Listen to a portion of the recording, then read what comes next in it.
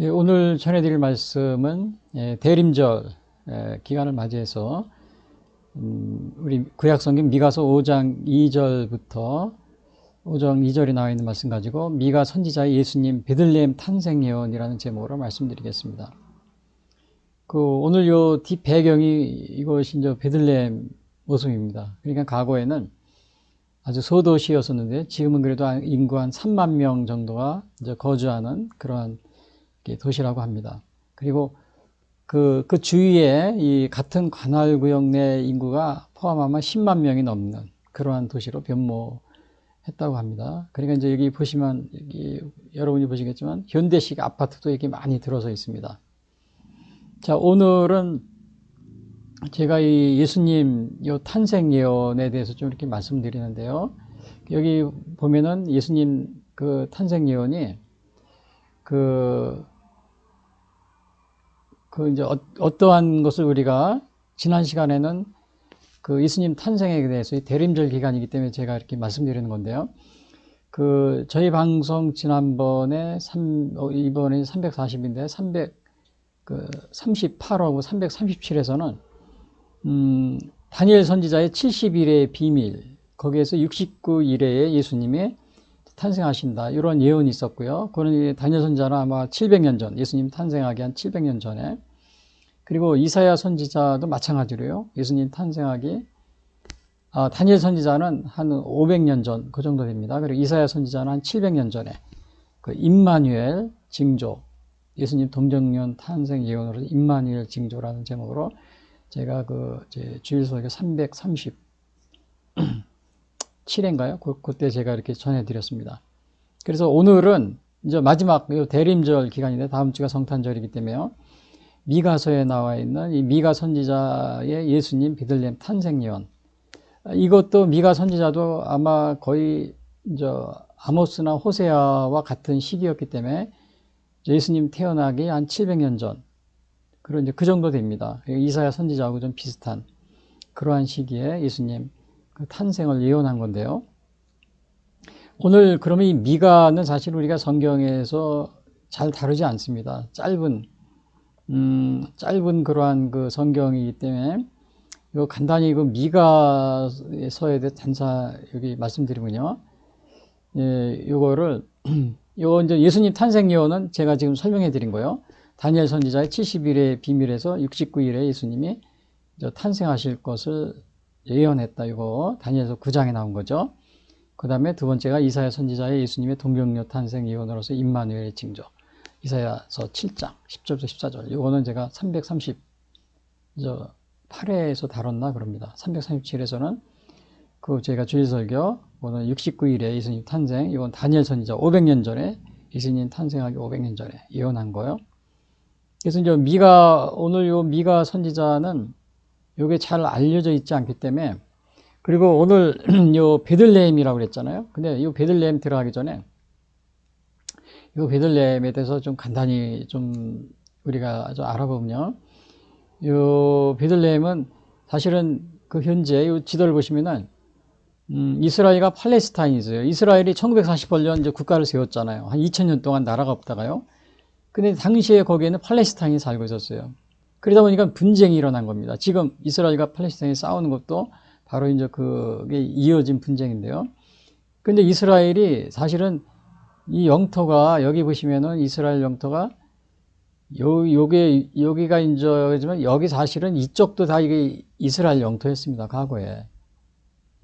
초기에 12지파들이 여기도 다 이스라엘 영토였었고요. 여기도. 근데 2000년 동안 나라 없이 여기 살다 보니까는 여기 이제 이스라엘이 2000년 만에 오니까 여기에 팔레스타인이 살고 있었던 겁니다. 그래서 살고 있는데 거기를 막 그냥 영국이 식민지 통치하고 있어요. 영국이 이제 이 땅을 식민지 통치하고 있었는데 그 상황에서 여기 자기네 나라를 이렇게 세워가려고 하다 보니까 팔레스타인이 자꾸 이제 이렇게 밀려나는 겁니다. 그래서 팔레스타인들이 이렇게 두 군데로 이렇게 나눠졌습니다. 여기 가자 지구하고 서한 지구. 근데 이번에 이스라엘과 팔레스타인 전쟁이 바로 주로 이제 가자 지구에서 여기 하마스가 여기 폭격을 이렇게 했던 거죠.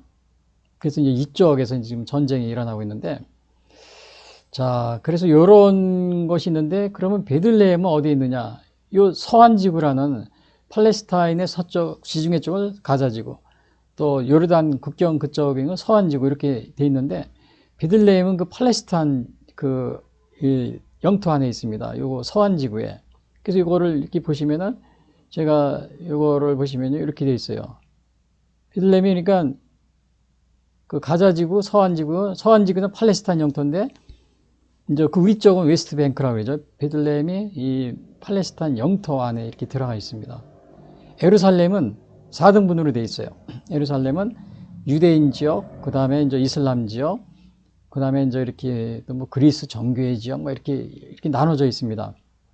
그래서 근데 이제 또 성전이 있는 거, 옛날에 솔로몬 성전이 있었던 것은 예루살렘 그 성전이 있었던 것은 솔로몬 성전은 바로 이슬람인들이 자기들이 모스코 회교 이슬람교 사원을 지금 세워놓고 있는 상태죠. 그래서 이제 그거를 이제 이렇게 이제 이스라엘 예루살렘 성전에서 보면 통곡의 벽이라는 게 있지 않습니까? 그걸 보고 매일 이제 유대인들이 이제 통곡한다 그래가지고 이제 그걸 통곡의 벽이라 이거 그걸 이슬람인들이 자기들이 빼앗겼으니까요. 근데 베들레헴은 완전히 다 이게 그 팔레스타인 이 서안지구에 이렇게 포함되어 있습니다. 그래서 여기 들어가려면 검문 검색하고 또 여권 이렇게 확인하고 이제 이렇게 들어가야 되는데, 근데 이제 어느 신학자는 그런 얘기를 했어요. 예루살렘에 그 솔로몬 성전이 있던 데를 이제 그 이슬람인들이 그 성전을 세워놓고 뭐 거기 자기들이 차지하고 있으니까 그런 얘기를 합니다. 제 얘기가 아니고 그분 얘기로는 만약에 그 유대인들이 그 솔로몬 성전을 차지해서 있었다면은 자기들이 거기다 성전을 세우고 예수님을 믿지 않으니까요. 그 예수님 이후로는 우리가 뭐 번제라든지 소제라든지 이런 회생제물 이런 걸 안 드리잖아요. 근데 유대인들은 계속해서 거기서 또 번제를 드리고 있을 것이다. 그래서 하나님이 유대인들에게 그 예루살렘 성전터를 내주지 않을지도 모른다. 뭐 이런 식으로 제 얘기가 아니고 어떤 그 신학자가 그런 얘기를 이렇게 하는 걸 제가 그 논문을 쓴 걸 좀 본 적이 있습니다. 그 연구하면서요. 그리고 베들레헴도 마찬가지예요. 베들레헴도 사실은 베들레헴도 그 원래는 그 이제 1993년 오슬로 협정 당시에 이제 유엔에서요 이렇게 할 때 그 영토를 이렇게 분할하고 막 확정하고 그런 게 있었습니다. 근데 유대인들은 이게 베들레헴을 그 서안지구, 팔레스타인 서안지구에 포함시키는데 크게 이의를 제기하지 않고 그냥 놔뒀어요. 예수님 탄생지역. 왜? 유대인들은 예수님을 안 믿으니까. 예수님을 그 당시에 아마 유대인들이 믿었다면은 요 베들레헴은 꼭 우리가 해야 된다고 그렇게 했을 거예요. 그 예루살렘처럼 나눠서라도 베들레헴 지역을 통로를 또 이렇게 하려고 했을 거고요. 근데 자기들은 예수님을 이렇게 믿지 않고 있으니까는 그냥 넘겨준 거 아무런 중요성이 없다 이렇게 생각했던 것 같아요. 그래서 오늘 이런 상황입니다. 이런 상황에서 그리고 또 하나는 요 베들레헴이 요 예루살렘 남쪽에도 있지만 북쪽에도 하나 또 있어요. 베들레헴 아부 갈릴리라고 써 있죠. 여기요. 스불론 지역이었어요. 여기요. 12지파 중에. 그래서 이런 상황이라는 거예요. 그리고 요 지금 베들레헴 예수님이 탄생하는 거 이거 베들레헴 예수님 탄생교회가 있는데 요 탄생교회는 아마 이제 콘스탄틴 대전 그 어머니 헬레나가 이제 요거를 이제 독실한 기독교인이었는데 요거를 세웠다. 이렇게 전해지고 있습니다. 물론 이제 그 뒤에 유스티니아스 대제 6세기 때 이거를 또 보수하고요. 또 십자군 전쟁 때 12세기 때 그때도 좀 이렇게 또 이렇게 더 재건하고 아마 그렇게 해서 오늘날에 이렇게 이르고 있다고 합니다. 자, 그래서 오늘 그러면 이 미가서 예수님 탄생은 이미 700년 전, 800년 전, 또 그 이전에 이사야하고 다니엘 이전에도 또 미가 선지자 이전에도 모세 때도 이미 창세기에도 예언이 되어 있습니다. 그러니까 2000년 전 예수님이 태어나기 전에 성경의 곳곳에서 그러니까 우리 예수님은 단순한 인간이 아니다. 오늘 제가 말씀드리려고 하는 것은 이렇게 예수님 탄생이 태어나시기 전에 오랫동안 이렇게 예언이 된 것은 예수님이 우리와 같은 단순한 평범한 인간이 아니라는 것. 하나님과 동일한, 하나님과 동등한 그러한 신성을 가지신 삼위일체 하나님, 그리고 하나님의 아들, 거기에 이 예수님 탄생 예언에 그 중요한 의의가 있습니다. 그래서 오늘 오늘 미가서에 나온 건데, 미가는 잘 알려져 있지 않기 때문에 제가 이거 미가서에 대해서 좀 간단히 이렇게 보면은요, 미가서는 그 유다와 이스라엘 왕국을 향해 이제 예언을 합니다. 주로 이제 기원전 700년 전에. 이사야, 호세야, 아모스 그 당시에 그 같은 시기에 이렇게 활동을 했어요. 근데 이제 유다와 이스라엘의 이 죄를 굉장히 이렇게 아주 꾸짖습니다. 당시에 북이스라엘과 남유다가 굉장히 타락을 했는데, 이것 때문에 미가 선지자는 이제 멸망할 것을 예언합니다. 북이스라엘과 남유다가요. 근데 실제로 그 예언대로 멸망을 했죠. 야, 그런데 이 당시에 그 북이스라엘과 남유다의 그 죄악상을 보면은 이런 말할 수가 없습니다. 너무 정치인들, 종교 지도자들, 또 이렇게 그 다음에 이러한 사람들이 완전히 그 타락을 한 그런 재판관, 학계 재판을 그냥 막 뇌물을 받고 그 다음에 막 편파적으로 막 하는 그러한 거였습니다. 오늘날도 우리나라 대한민국도 보면은, 그러니까 한 나라가, 그 나라가 정말 망조가 들렸느냐 안 들렸느냐, 그런 것은 뭘 보면 알 수 있냐면 판사들을 보면 알 수 있어요. 판사들이 재판을 어떻게 하냐. 근데 우리 지금 대한민국 또 이 지난 시대 동안에 보면은 요 근래에 들어와서 이 판사님들이 정말 올바른 판단을 하지 않고 정말 그냥 편파적인 그런 판단을 재판하는 것이 굉장히 많이 나타나고 있잖아요. 특별히 공산주의를 추종하거나 이러한 것에 자유민주주의를 훼손시키는, 아주 앞장서서 이렇게 판결을 내리는 것이 이 근래에 아주 굉장히 많이 나타나고 있습니다. 그러니까 이 재판하는 판사들을 보면 그 나라가 어떤 상황인지 알 수가 있어요. 미가 선지자가 바로 당시에 정치 지도자들, 종교 지도자들을 나무라지만은 특히 그 재판관들, 이 부정과 불의에 대해서 아주 굉장히, 이사야 선지자도 마찬가지였고요. 그래 거기에서 예언을 하면서 도저히 이제 회생불능한 그런 상태에 있는 것을 미가 선지자가 이렇게 선포하면서 결국 멸망을 이렇게 선언합니다. 멸망을 예언하는 거예요. 여러분, 우리 대한민국에 있는 정치 지도자들, 또 종교 지도자들, 또 판사님들, 여러분들이 정말 하나님 앞에서 정의와 공의를 올바르게 행해야 됩니다. 그래야 나라가 유지될 수 있는 겁니다. 여러분이 겉멋을수록 이렇게 정치를 하고 또 재판을 하고 또 종교 지도자가 되어가지고 이렇게 하실 수는 있겠으나 하나님이 다 보고 계십니다. 거기에서 하나님이 그 악이 어느 정말 도저히 회복 불가능한 상태에 이르렀다 그럴 경우는 이렇게 멸망을 선언하는 겁니다. 이 미가 선지자는 아예 여기서 멸망을 선언하고 있어요. 이스라엘의 멸망. 그 다음에 심판을 하면, 그러나 북이스라엘은 그냥 아예 회복이 없어요. 그러나 남유다에 대해서는 요 회복에 대한 메시지를 또 아울러 전해집니다. 그게 우리 예언자들의, 그 선지자들의 특징입니다. 심판하지만 특히 남유다는 항상 그 다시 회복할 것이다. 이거를 꼭 심판하면서 전해줍니다. 그것은 이미 다윗 왕 때부터 또 그 이전부터 이미 이것이 그런 남유다의 그러한 이거를 통해서 예수님이 탄생하실 것을 이미 오래전부터 예언이 돼 있었기 때문에 그렇습니다. 그래서 하나님은 그 약속을 저버리지 아니하시고 남유다 벌을 하시지만은 꼭 회복에 관한 메시지도 전해줍니다. 그리고 오늘 기원전 히스기야 왕 시대인 700년 전 예수님이 탄생하기 700년 전 기록이 됐다는 거예요. 그 다음에 그 뒤에 그 아수르가 강대국이 있었는데 항상 침입, 그러한 위협에 노출되어 있었습니다. 이러한 상황이면 정신을 똑바로 차리고 좀 이렇게 정치 지도자들, 종교 지도자들이 이렇게 또 이 재판관들이 이렇게 해야 되는데 그러지 못했던 겁니다. 그래서 히스기야 왕 때는 이렇게 잘 방어를 했지만 그 후에 결국은 남유다가 바벨론 시대 와서는 망하게 됩니다. 미가 선지자 예언대로요. 그리고 미가 선지자는 이렇게 당시에 이렇게 부정과 불의에 대해서 얘기를 하니까 당시의 사람들이 좋아해요, 싫어해요? 싫어하죠. 그러다 보니까 완전히 미움을 받아가지고 또 물론 여기 성경에는 나와 있지 않지만은 절벽에서 떨어져 순교했다 이렇게 전해지고 있습니다. 이사야 선지자도 마찬가지였고요. 자, 그래서 오늘 이렇게 이러한 상황인데 이러한 우리가 이제 배경을 가지고요. 우선 첫 번째 보시면은 예수님은 작은 골 베들레헴에서 태어나실 것이다. 오늘의 요거 아주 주제가 이겁니다. 작은 골 베들레헴에 태어날 것이다.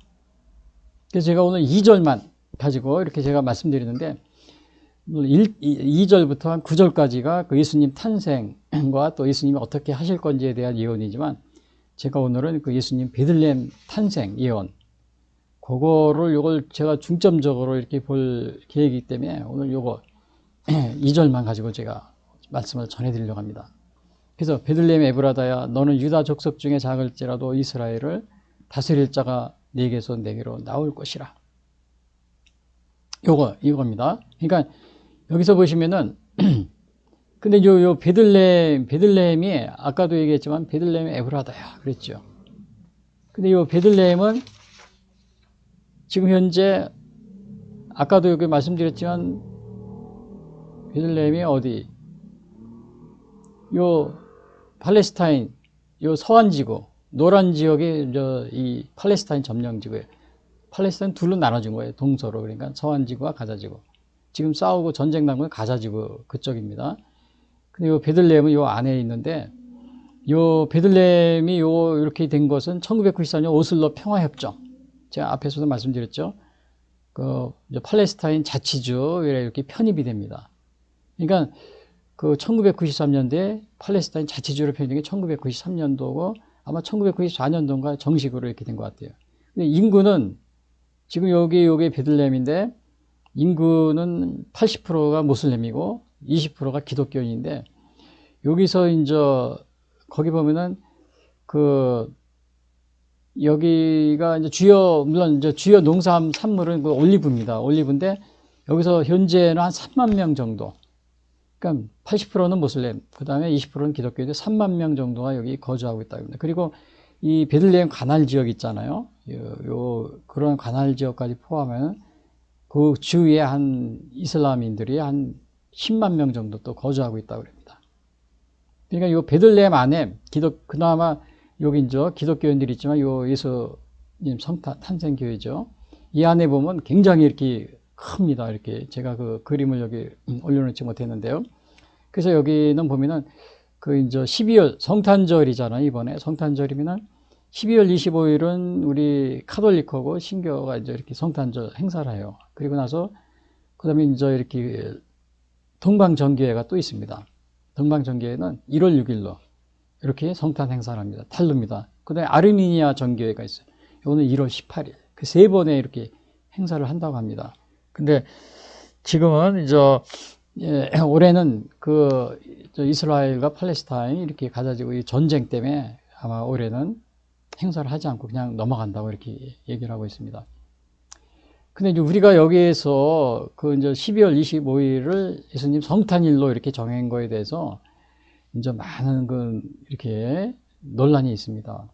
논란이 있는데, 근데 이제 대개 정확한 예수님 탄생 날짜는 모릅니다. 근데 이제 동지가 12월 22일이잖아요. 12월 22일이면 해가 가장 짧은 그런 날인데, 그 22일 지나면서부터 해가 길어지잖아요. 그래서 예수님은 세상의 빛이다.